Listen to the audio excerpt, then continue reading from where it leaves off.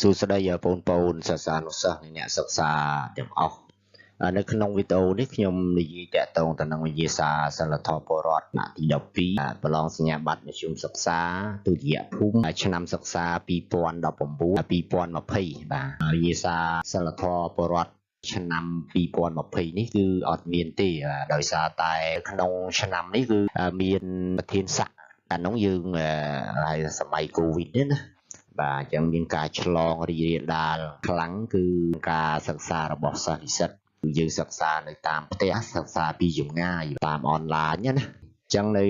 ឆ្នាំ2020ហ្នឹងគឺយើងអត់មានការប្រឡងទេបែរទៅលើសក្តីជូនដំណឹងរបស់ក្រសួងអប់រំយុវជននិងកីឡាបានកំណត់ឲ្យជាប់ជាស្ថាពរ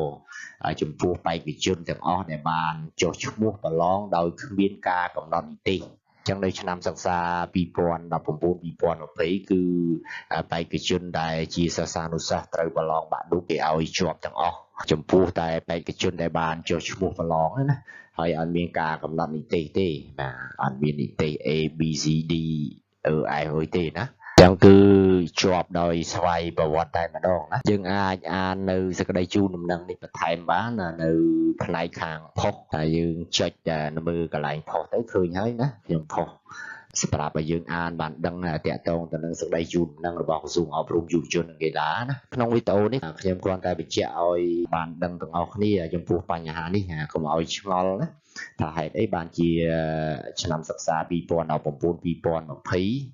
អត់ឃើញមានវិញ្ញាសាសិលធម៌ពលរដ្ឋវិជ្ជាអ្វីដែលខ្ញុំបាននិយាយគឺសង្ឃឹមថា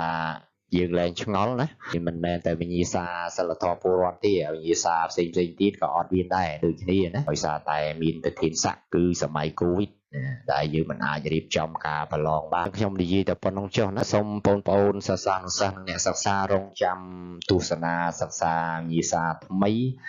នៅវីដេអូលើក្រោយជាបន្ត